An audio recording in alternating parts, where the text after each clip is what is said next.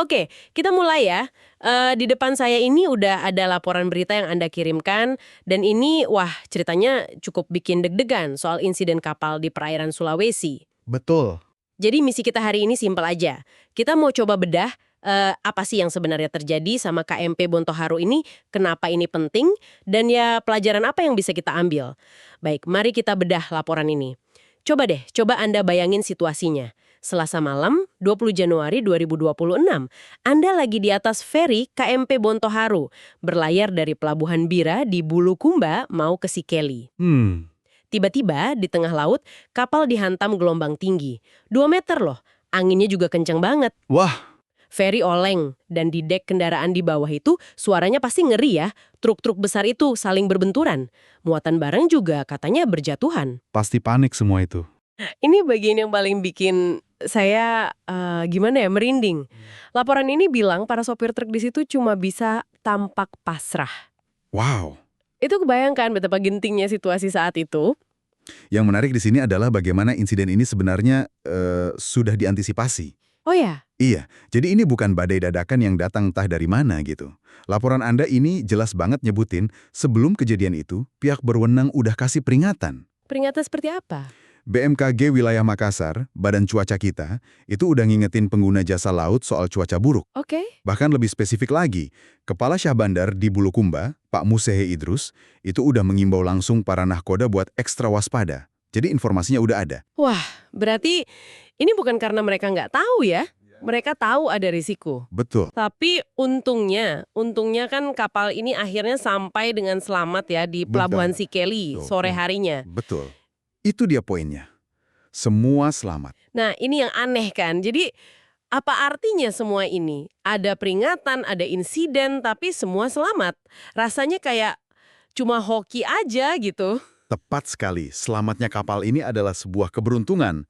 Tapi, insiden ini justru menyoroti sebuah dilema yang lebih besar. Dilema gimana tuh? Ini menimbulkan sebuah pertanyaan penting, gitu kan, tentang kalkulasi risiko dalam pelayaran kita di Indonesia. Maksudnya?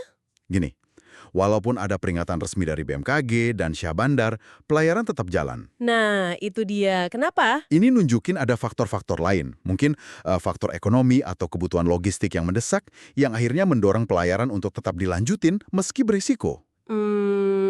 Jadi ada tekanan lain di luar cuaca ya?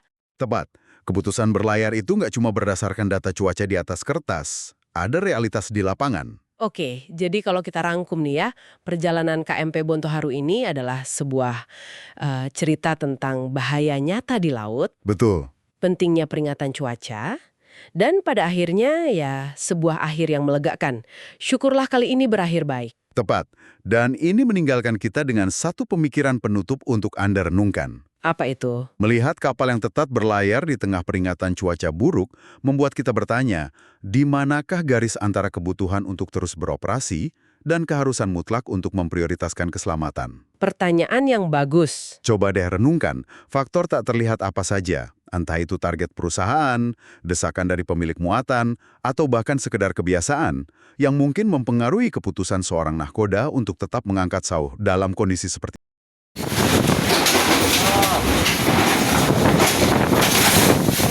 Astagfirullah.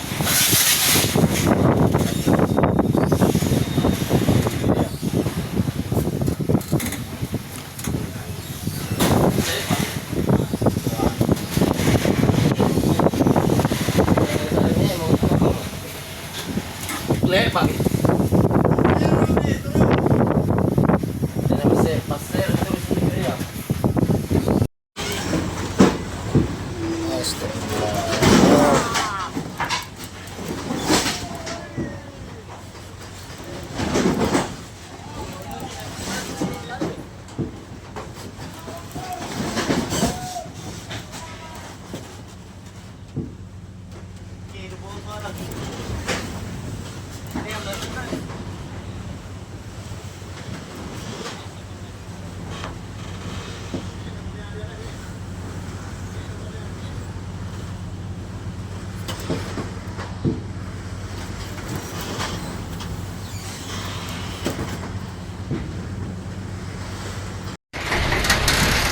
Oh, menyala kapten.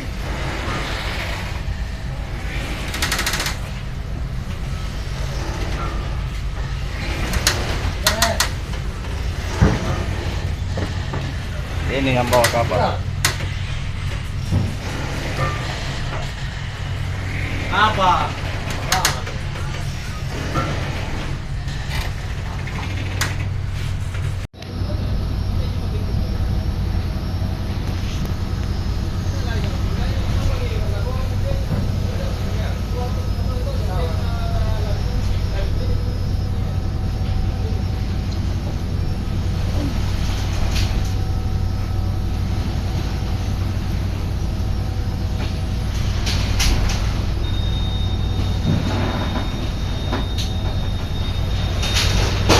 Ini rotonya di samping ini. Harusnya.